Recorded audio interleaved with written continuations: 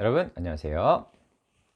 여러분 최민생의 터닝포인터 강사 문근영입니다. 자, 오늘은 PT 면접 주제 시사상식 이슈 이 내용을 가지고서 말씀드리도록 하겠습니다. 자, 오늘은 MZ 세대들이 굉장히 열광하고 있는 래플 마케팅이라는 거에 대해서 말씀드려 보고자 합니다. 이 래플 마케팅이 요즘에 기업들이 굉장히 관심을 많이 갖고 있는 분야 중에 하나인데요. 땡땡 에디션, 땡땡 한정판 뭐 이런 식으로 굉장히 많이 얘기가 나오고 있는데요.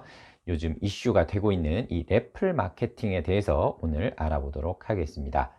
자, 먼저 래플 마케팅의 정의에 대해서 한번 살펴보도록 하겠습니다. 래플이라는 방식은 무작위로 추첨을 해서 이 선택이 된 사람들한테만 기회를 주는 그런 방식인데요. 쉽게 얘기하면 추첨식 복권 이런 개념으로 이해를 해 주시면 되겠습니다. 말 그대로 추첨을 통해서 자격 요건을 얻어야만 구매를 할 수 있는 그런 방식이 바로 래플 마케팅 방식이다.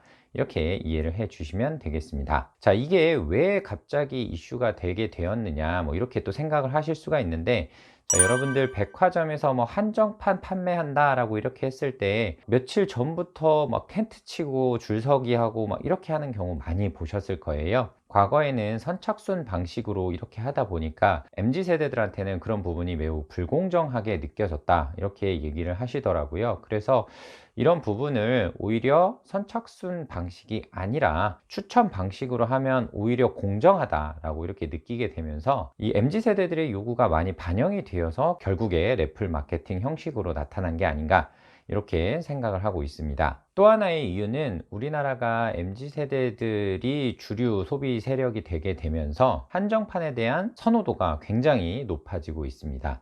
그리고 또 리셀 시장이 굉장히 활황이 되고 있다 보니까 이런 래플 마케팅을 하고 있는 뭐 기업들의 한정판 제품에 대한 수요가 급증하게 된 그런 배경이 된 게 아닌가 이렇게 생각을 하고 있습니다. 자, 그러면 이런 래플 마케팅을 기업들이 어떻게 활용을 하고 있는지 대표적인 사례 3가지 정도 제가 한번 말씀드려 보도록 하겠습니다.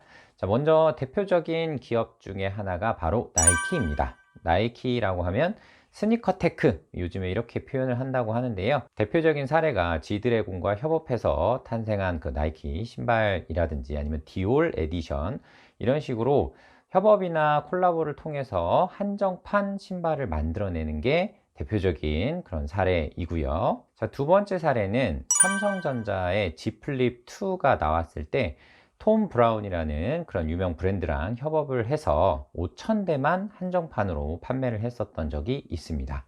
당시 거의 400만 원에 육박했지만 23만 명 이상이 제품을 구매하기 위해서 투표를 했다라고 하더라고요. 그만큼 한정판에 대한 수요가 많았다라는 반증이겠죠. 자, 이게 두 번째 사례고요. 자, 세 번째는 아모레퍼시픽이 세계적인 브랜드인 오프화이트라는 브랜드와 협업을 해서 프로텍션 박스라는 것을 한정판으로 만들었는데 이거를 드로우 방식으로 해서 진행을 했었다라고 하더라고요. 브랜드 간에 서로 협업을 통해서 한정판 에디션을 만들어내는 이런 방식 자체가 MZ 세대들한테는 굉장히 그 수요를 증가시키는 이런 또 하나의 방법이 되지 않았을까 이렇게 생각이 됩니다. 이렇게 3가지 그 사례를 말씀을 드렸고요. 자, 그러면 이런 부분이 기업의 PT 면접 주제라든지 자기소개서 항목 이런 부분에 어떻게 나올지 한번 또 생각을 해보도록 하겠습니다. 자, 먼저 래플 마케팅의 정의 그리고 등장 배경 이런 부분에 대해서 당연히 물어보겠죠. 이게 첫 번째일 거고요. 자, 두 번째, 래플 마케팅 기업의 사례를 분석을 하라 뭐 이런 식으로 나올 수도 있겠죠. 이 부분은 제가 좀 전에 말씀드렸던 그런 3가지 사례들을 잘 분석을 하시면 좀 더 도움이 되겠습니다. 자, 마지막 세 번째는 래플 마케팅을 자사의 상품이나 서비스에 어떤 식으로 적용시킬 수 있는지 뭐 하나를 선택을 해서 기획을 해봐라.